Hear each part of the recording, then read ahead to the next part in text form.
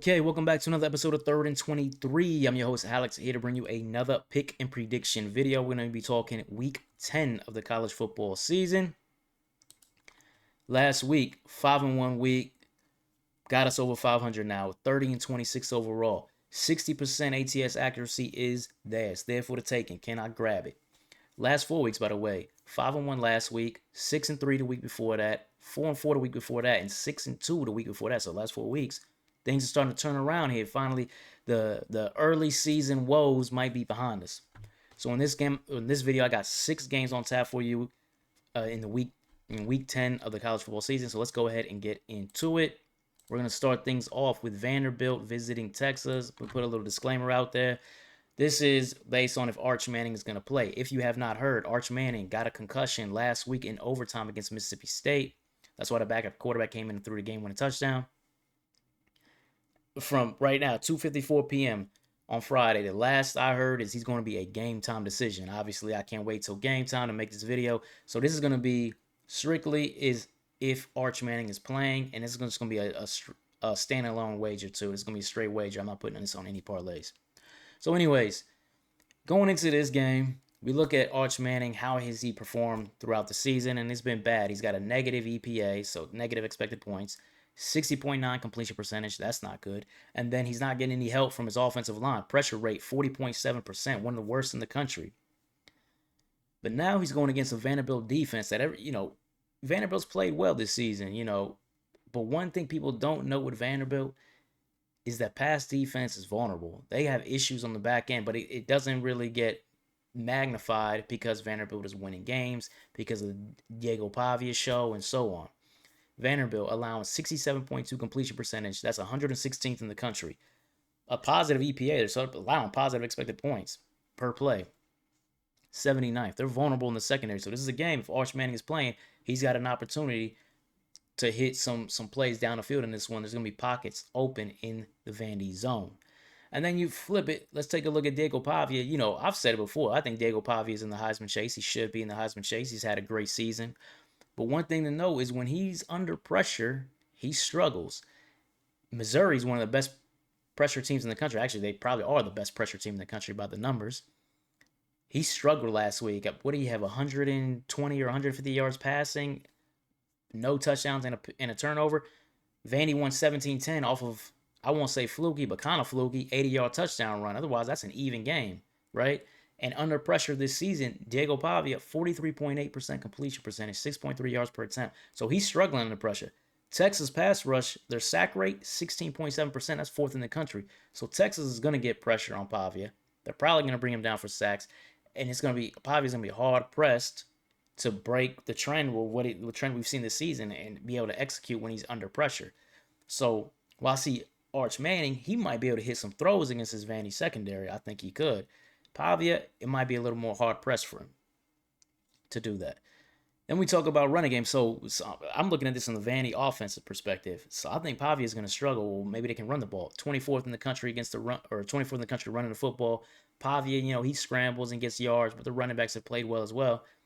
Texas, though, 3rd in the country against the run. I mean, they've been stonewalling teams. So is Vanderbilt really going to be able to get anything going on the ground? Cedric Alexander and company, those guys, I mean, they're playing well, but they're not exactly the type of running backs that you see go off against a team like Texas. So I'm looking at this and I say, man, Vanderbilt's offense is probably not going to score too much in this game. Might be similar to last week when they won 17-10. Texas, on the other hand, their secondary, I'll say this, their secondary, Michael Taft did not play last week against Mississippi State. Blake Shapen went for 381 and 4 touchdowns. So he's much more important than maybe even I gave him credit for. It should be noted he's questionable for this game. So he might play. I thought he was going to be out, but he might play in this one as well as Arch Manning. But ultimately, when I look at this, I see this is going to be decided by the quarterbacks. And I think Pavia is probably not going to get any help from the running game, and he's going to struggle with his Texas pass rush. And Arch Manning, if he plays, I think he's going to have some openings in that Vanderbilt secondary, and he might carry over from what he did in the 4th quarter last week against Mississippi State. So because of that, go ahead and give me Texas. I'm going to lay the 2.5. All right, going on to the next game. We have Oklahoma visiting Tennessee. Tennessee, 2.5-point favorite. Night game in Knoxville, Tennessee.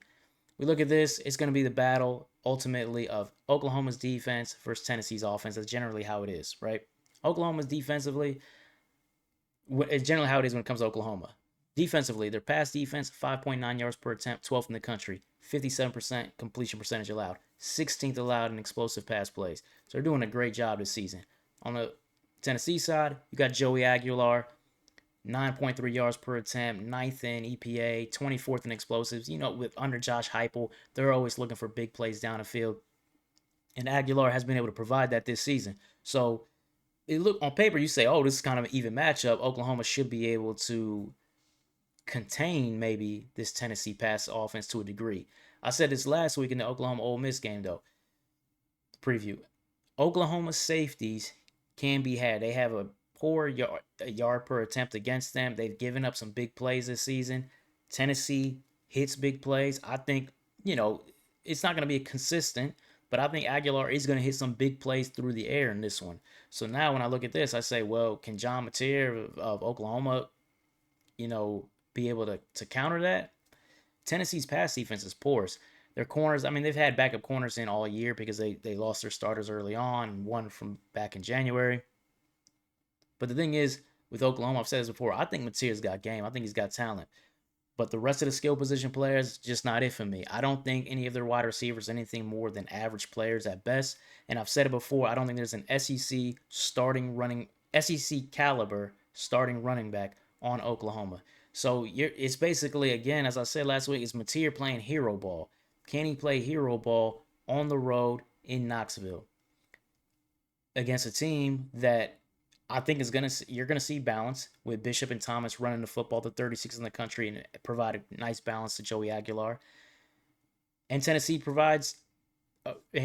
also gives Aguilar a decent pocket to throw in. They're 21st in sack rate allowed, 3.3%. Well, 61st in pressure rate. So he's just gonna be under some pressure against the second best pressure team in the country. But he's still going to hit some some haymakers, down the field. He's still going to get that balance in the running game. And I don't think you're going to see anything like that from John Mateer. Throw in the fact that Tennessee has 14 takeaways this season. Oklahoma's 117th in turnover margin. Tennessee's likely to win the turnover battle in this game. Go ahead and give me the Vols at home. I don't like Mateer on the road in a very difficult environment and night game in Knoxville, Tennessee. All right. Moving on to, laying the 2.5, by the way, in that one. Moving on to Penn State visiting Ohio State. Ohio State opened at 21-point favorite, now down to 18.5 points. This is a game that's obviously lost a lot of luster from the preseason. It's supposed to be one of the biggest games of the season. It now no longer is. Penn State's 3-4. They've lost 4 games in a row. They fired their head coach. The first game after firing James Franklin, they lose to Iowa 25-24. But in the week before that, when they fired their head coach off of the loss in Northwestern, they also lose Drew Aller for the season, that quarterback.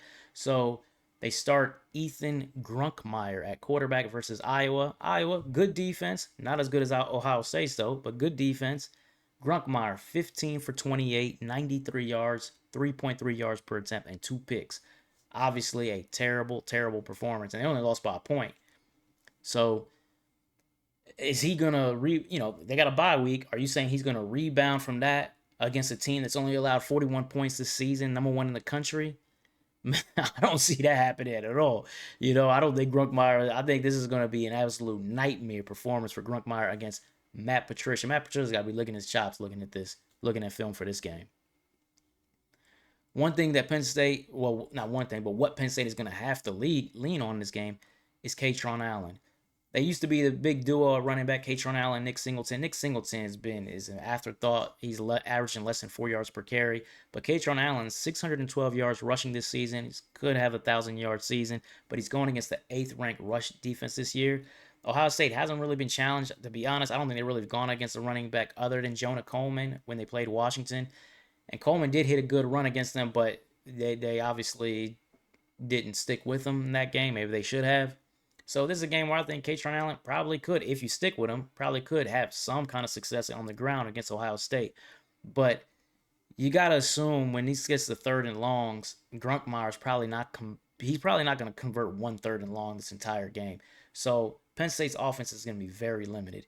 You look at it on the flip side, Penn State's defense, they've been slipping against the run.